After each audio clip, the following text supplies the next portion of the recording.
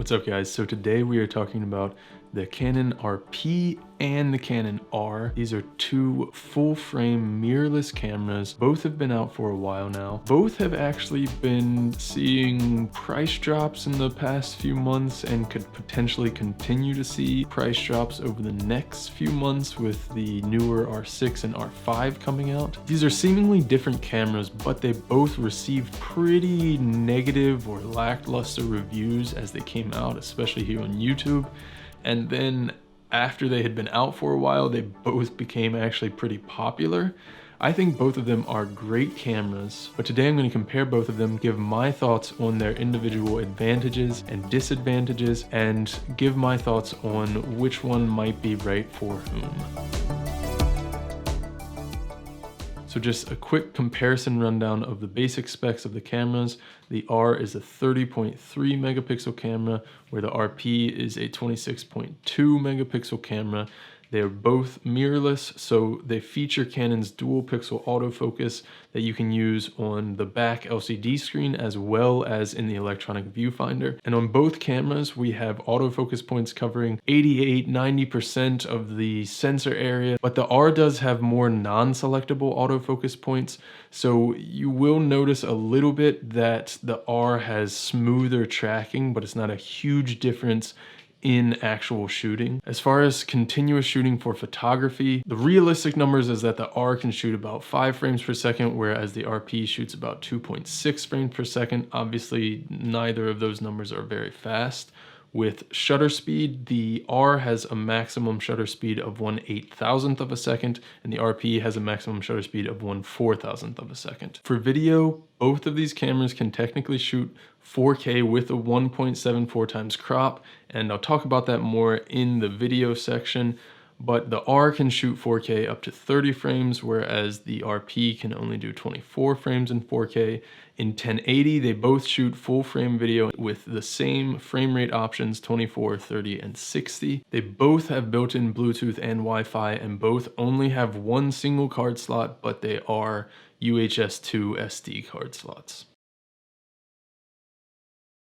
So talking about the ergonomics of these cameras is kind of interesting because in a vacuum, if I'm just looking at the RP by itself, it's comfortable, the grip is a decent size, the displays look good and they're a decent size. But when you go from using the RP to then using the R, that's when you start to realize the difference. And there is a definite difference between the two. The RP is probably just barely too short for a lot of people's hands.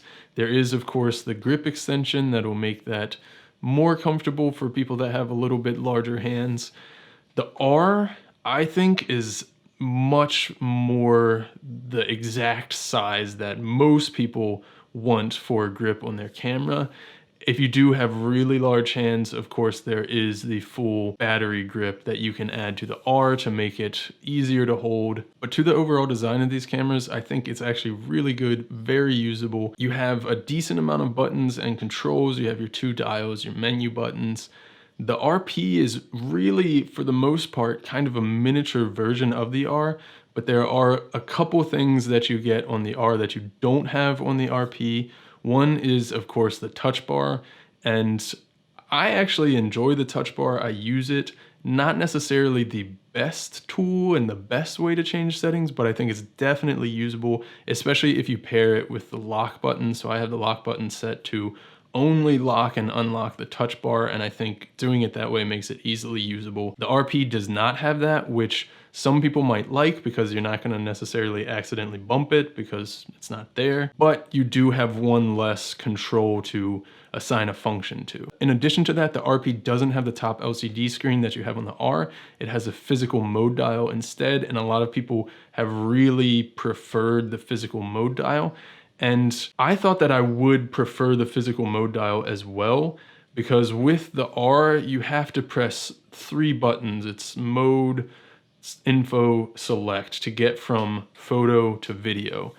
And I thought that having the mode dial where I could just flip straight from one mode to the other would be much faster and much easier, and I would enjoy it. But once I got the RP, I had actually already gotten used to those 3 buttons, and it's a fairly quick motion on the R.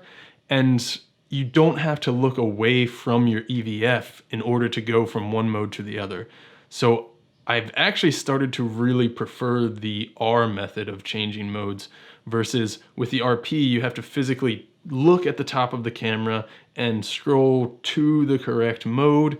And for me, it's actually been way slower to do it that way than to do it the way that's in the R. But either way, it's something that you would have to get used to. EVF and the LCD screen on these cameras is another instance where if I'm just using the RP, it feels nice and looks nice, but then when I use the R, I realize the difference in quality. So the RP, the EVF is 0.39 inches and 2.36 million dots, which is not bad at all. But the R has a 0.5 inch EVF with 3.69 million dots. And when you look through the EVF and the RP and then look through the EVF and the R, the difference is pretty clear pretty quickly. Also with the LCD screen, the RP has a 3-inch 1.04 million dot resolution display, which is nice, but the R has a 3.15 2.1 million dot display, and that's double the resolution, more than double the resolution. And again, when you compare the two side by side, it's easy to see the difference. They both have the touch and drag feature for selecting autofocus points, where you can use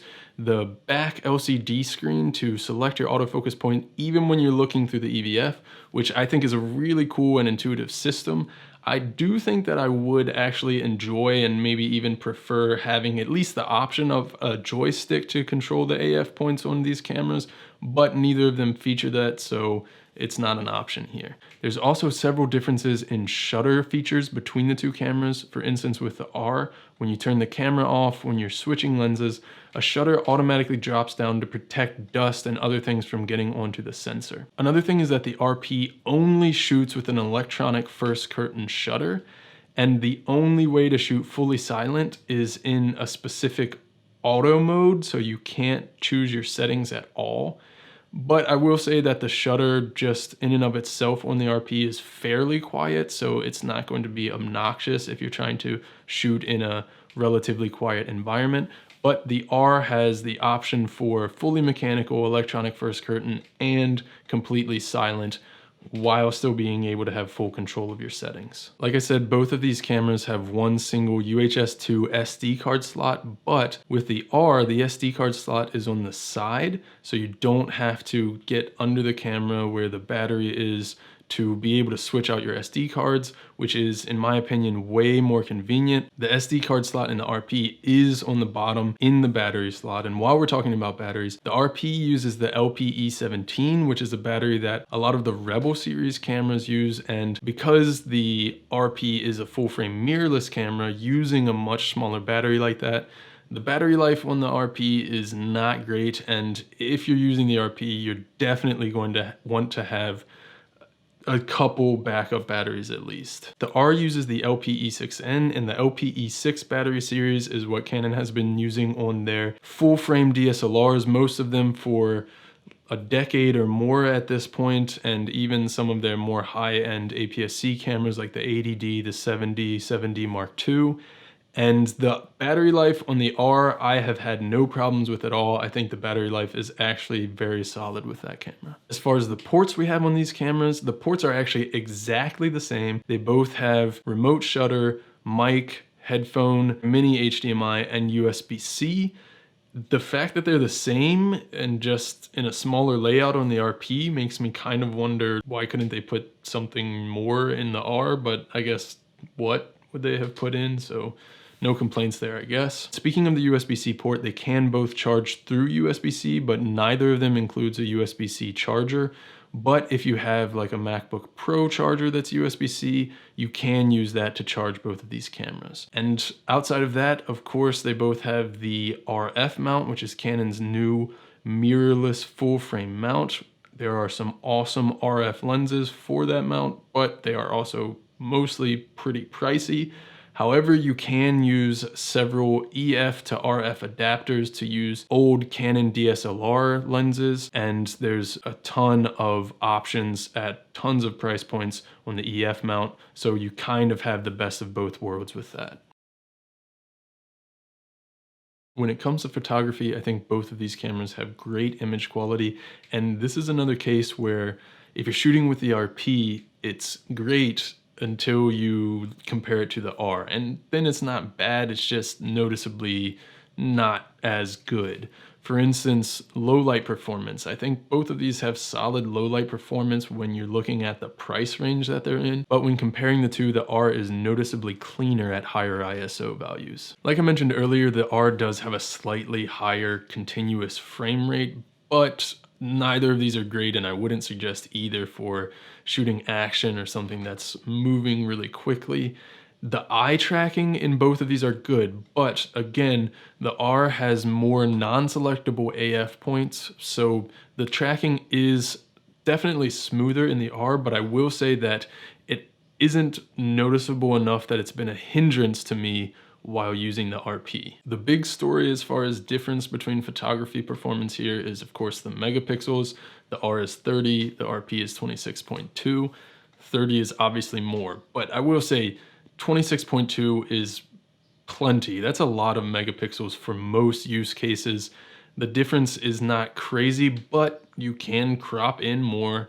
You can have more resolution from 30 than from 26.2. And if you're really zooming in and stuff, you will definitely notice it on the R. And this next point, I actually wasn't really sure what part of the video to talk about it in, so I'll talk about it here. And that is the kind of autofocus point options between the two. On the R, you have the 1-point autofocus option, and by default, it's kind of a large box, and you can go in the menu and change it from a large box to a small box, which is what I like to do. It's much easier on the RP because you have two different options.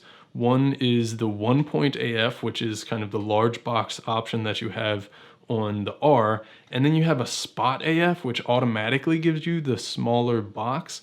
And it's not a huge deal, and I never use the larger box option on the R anyway, but I think it would be easier and more convenient if we also had the spot AF option on the R. To kind of sum up photography, if you're just a photographer only, I really think that you would be happy with either of these options. If you're on any kind of budget, I would say it's an easy choice. Go for the RP, spend the rest of your budget on higher quality lenses, and it's going to make a much bigger difference.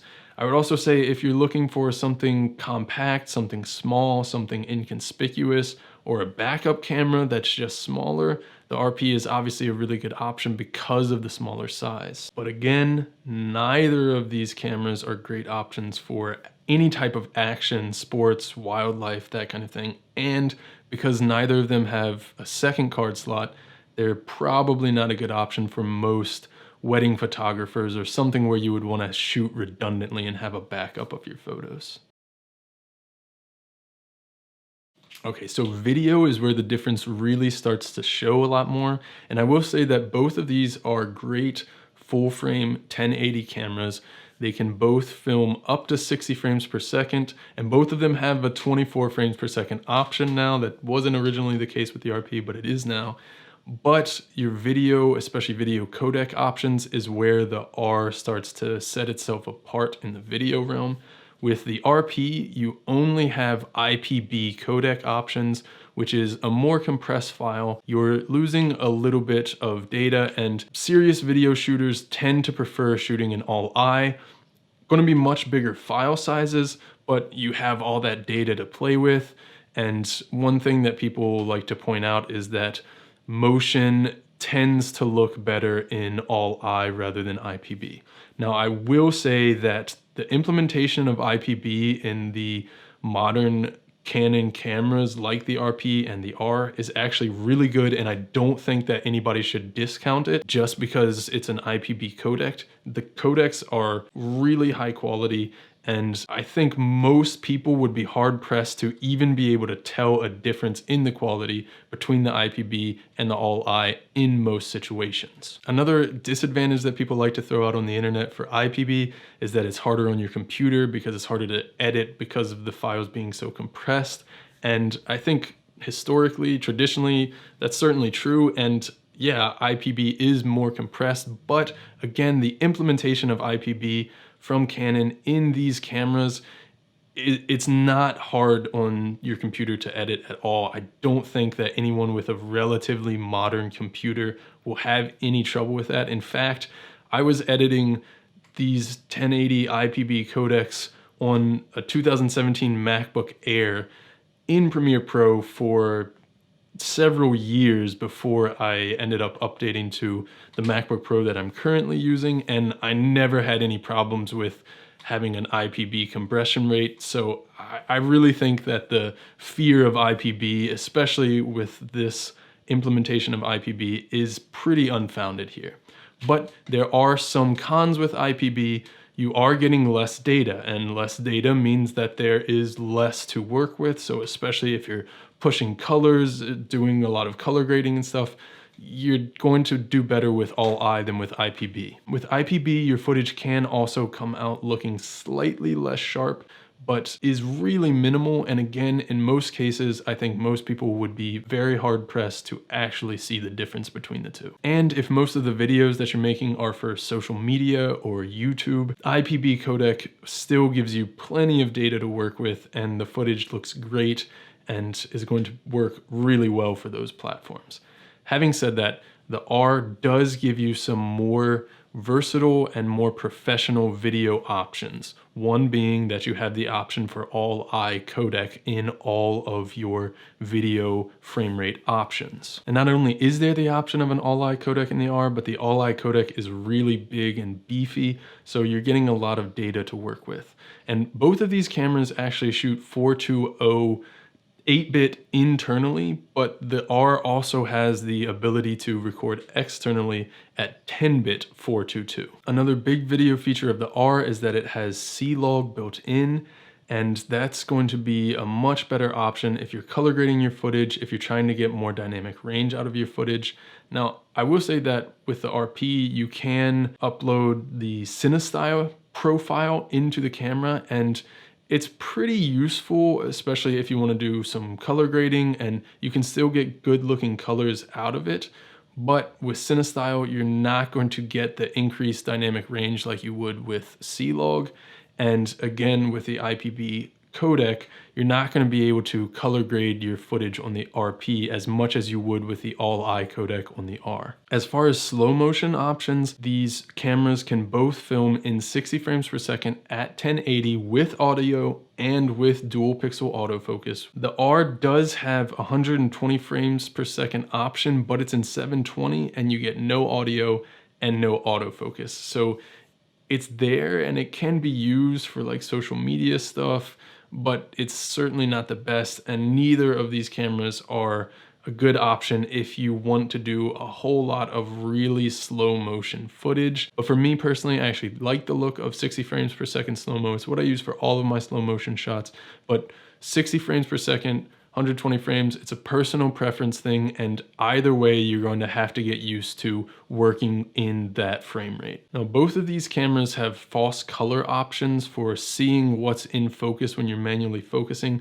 but a really cool feature that the R has that the RP doesn't have is a manual focus guide, where you can choose what you want to focus on as if you were using autofocus. You can even use tracking with this, but rather than the camera focusing on it automatically, you are manually focusing on it, and the camera is showing you when that object is in focus or out of focus. 4K is another big differentiator between these two cameras. Both of these cameras can shoot 4K at 24 frames per second. The R can also shoot at 30 frames per second in 4K, but with the RP, you lose dual pixel autofocus in 4K, and so that really limits the application of the 4K in the RP. You can use it in specific situations where you're manually focused or you lock your focus before you start recording, but it's a specific use case 4K, whereas with the R, the 4K is actually very usable, again, with a crop. So it makes it essentially a usable 4K APS-C or 4K Super 35 similar type of censored camera. Again, both of these cameras only have a single card slot, but in this price range with full frame cameras, there aren't really any other options that can actually record video redundantly, so that's not that much of an issue if video is your main thing. Both of these cameras also have the vari-angle flip out screen, which you can talk about preferences between a flip out screen and a flip up screen, but the thing is, the vari-angle screen is by far the most versatile option because you can get the highest variety of angles to be able to see what you're filming or shooting. So for me, easily an advantage, and I definitely prefer the flip out screen. So for video, the RP can easily be used to make great content for social media, for YouTube, and even if you're doing client partnerships or making content for clients for those platforms, I think the RP can easily handle that job, but the R does definitely give you some more professional video options. So which camera might be right for whom? I would say if this is your first camera or first full frame camera coming from an entry-level camera or an APS-C camera, don't even think about it too hard. Go for the RP. It's a great camera and it's gonna save you more money that you can put towards lenses, and that's gonna make a much bigger difference. The RF lenses are great, but they're also very expensive. So saving your money and getting the RP is going to allow you to put more money towards those. And even if you don't have the budget to get really nice RF lenses, you can put more of your budget towards getting good EF lenses and adapting those to the RP. Also, I would say if you're primarily a photographer, the RP is still a really good option. And the same idea of being able to put more budget towards lenses applies here as well. If you're a travel photographer, a content creator, or anyone who values a camera that is small and portable, but very usable and very useful, I think the RP is an easy choice. If you have a focus on videography, I think the R definitely becomes more appealing at that point. And the thing here is the R is kind of just the one-upper to the RP. The RP is a great photo camera, the R is better. The RP is a good video camera, the R is better. Another question that you might have is, how is it using these cameras together? And I'll say, it's actually really nice. The image quality pairs really well, the colors work together really well. The functionality between the two cameras is really nice because I don't have to think too hard about which camera I'm using. The layout, the buttons, how the camera works are very similar between the two, and I don't have to spend too much time thinking, am I shooting with the R or am I shooting with the RP right now? They don't get in the way. I can just shoot between the two and not get tripped up trying to figure out which one's in my hands right at that second. For me, it's been much nicer having the RP as a backup to my R rather than having a DSLR as a backup to my R. I will say though that after getting the RP, I did switch actually some of the custom functions on my R to match up better, because for whatever reason, some of the custom functions, even on the buttons that they have that are the same, the options are different. So I did change it a little bit so that it looks more uniform from one camera to the other, but for me, it wasn't any kind of deal breaker differences. One thing that is frustrating is the difference in batteries between the two cameras. The R again has the LPE6N and the RP has the LPE17, but they are both USB-C charging. So if I was strapped for space in the camera bag, I could leave both chargers at home and just bring a USB-C charger and be able to charge both of them. And for me personally, it actually wasn't that big of a deal because my 6D, having been my backup photo camera, yes, used the same batteries, the LPE6 that the R had, but my backup video camera before the RP was the SL2, which also used the LPE17. So in having the RP as my backup photo and video camera, I'm not adding any batteries to my bag and I'm getting rid of 2 DSLRs in my bag, so I'm actually saving space. So for me personally, again, it actually saves space rather than having more space from the 2 different batteries. So for me, it's not a problem, but it is something that you should keep in mind if you're looking at these 2 cameras to pair together. So I hope you enjoyed this video. I hope that it helped you out if you're thinking about buying either of these cameras or trying to decide which of these cameras you might want to buy. If you are interested in these cameras or any of the equipment I've mentioned in this video, in the description below, I'll leave affiliate links. If you purchase through those links at no extra cost to you, You will support this channel so that I can continue to make videos for you guys. If you like this video, give it a thumbs up. If you're thinking about either of these cameras, let me know in the comments, what do you think about these cameras? Are you looking at these cameras? What are you planning to use them for? If you haven't yet, think about hitting the subscribe button. See you guys.